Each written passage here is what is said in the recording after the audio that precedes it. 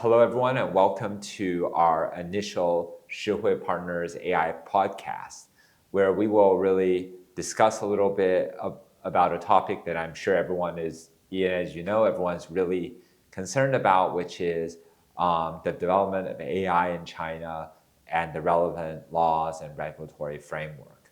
And we'll use this podcast as an opportunity for us to really discuss those things a little bit in more detail, both in China and maybe more broadly around the world.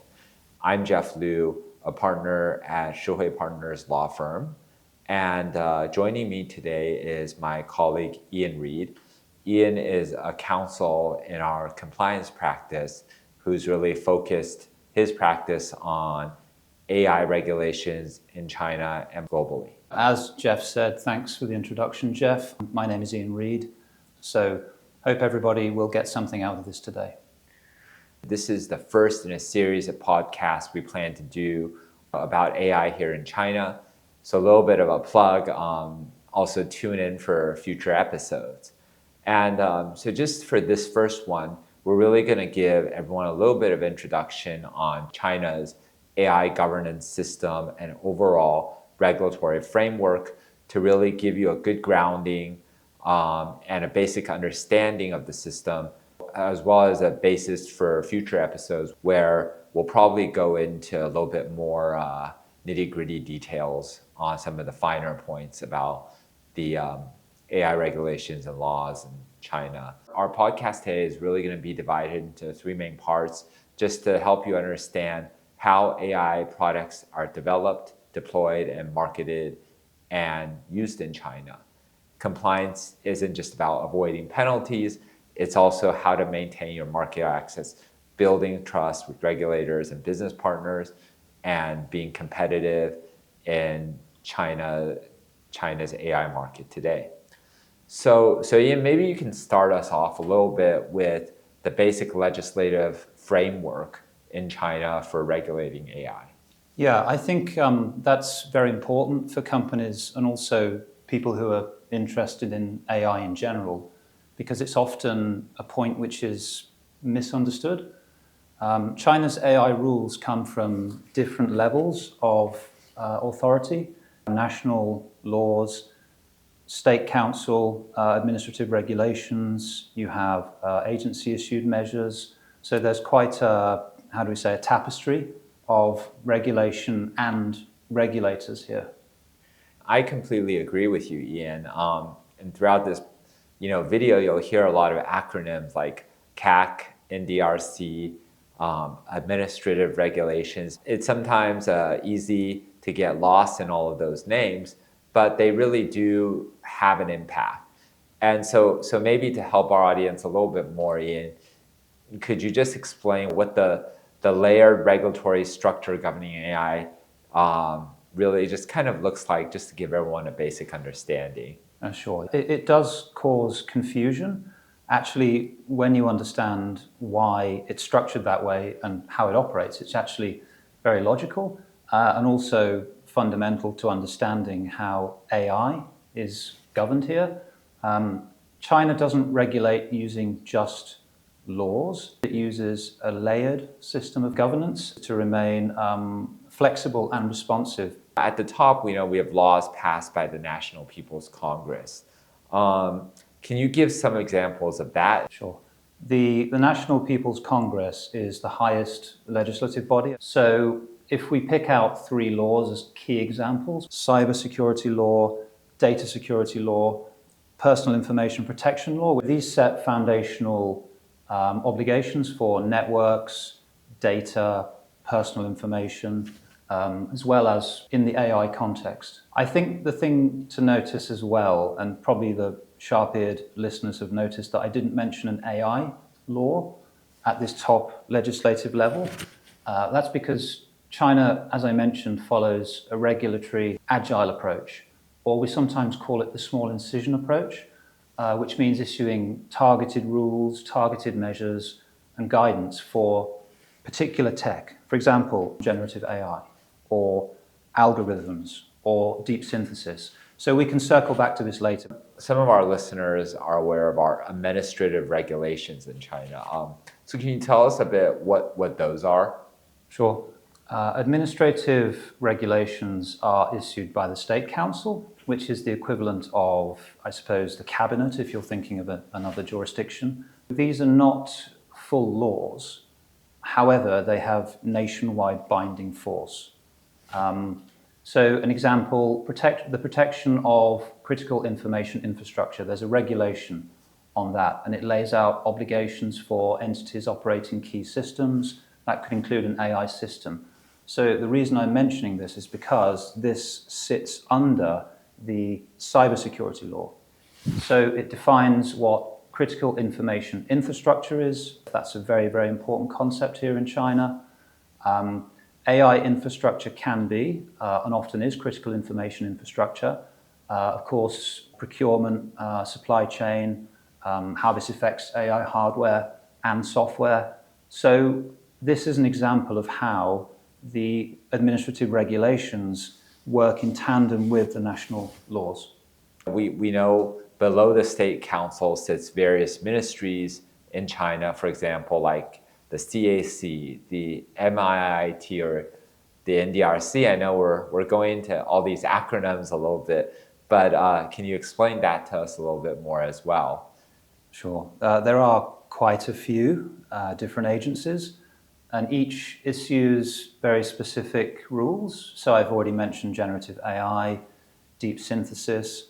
Those were primarily issued by the CAC. In other words, the CAC led on those, but as we'll get to later.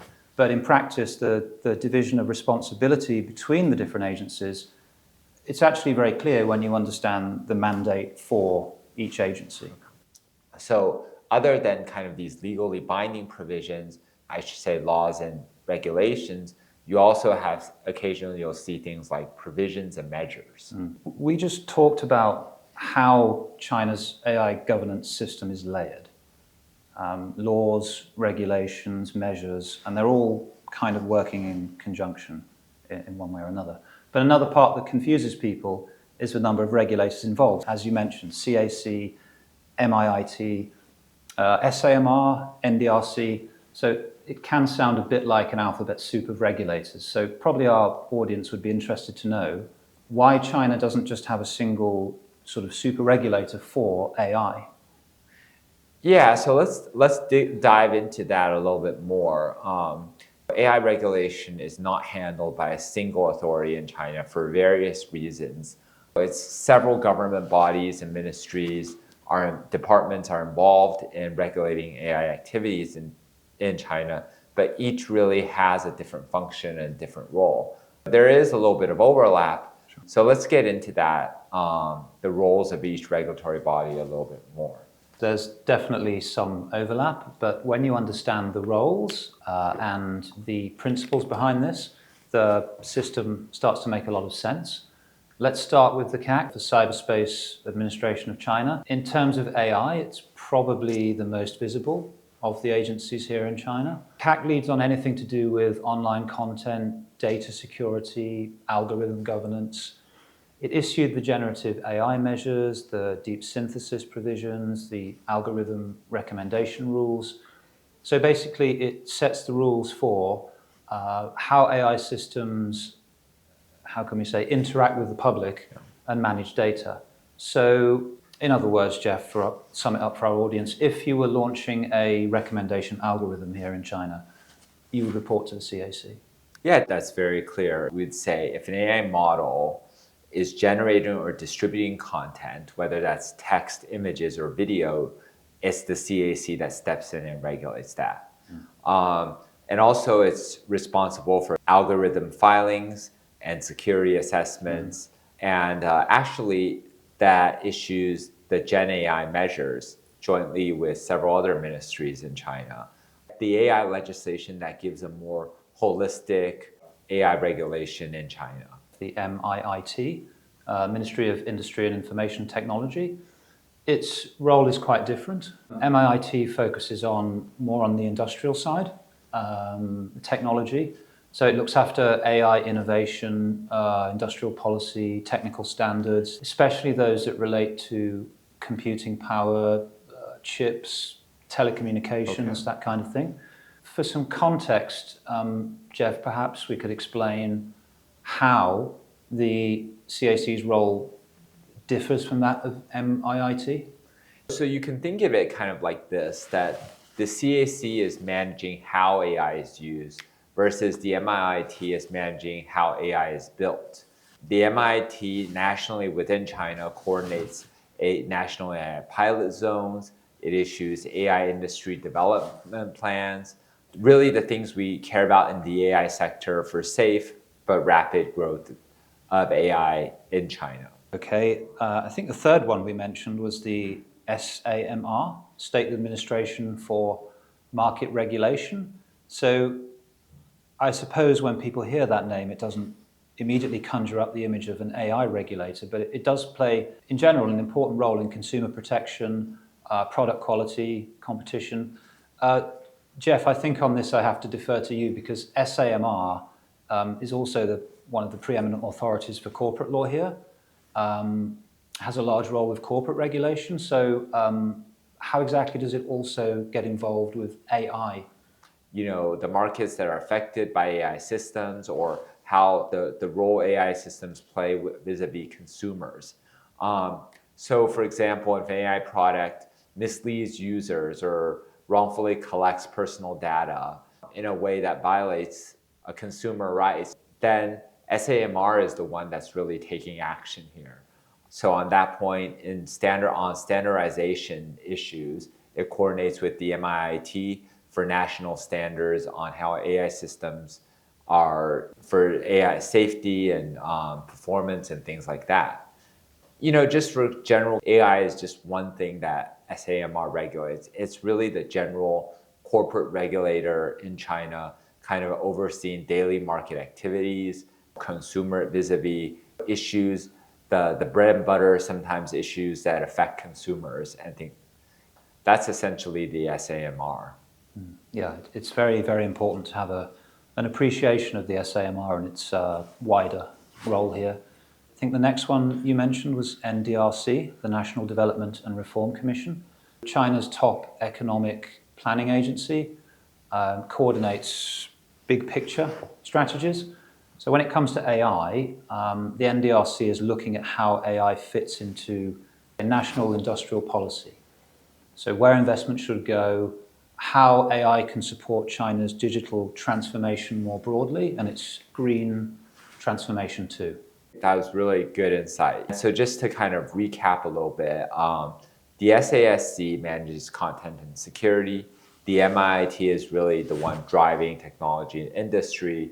SAMR looks at market order and consumer protection, and NDRC is responsible for strategic direction. They don't operate in their own silos. As you mentioned, when an AI policy is issued, it's often jointly released. So you might have the CAC leading perhaps, but you also have MIIT, NDRC, and sometimes others.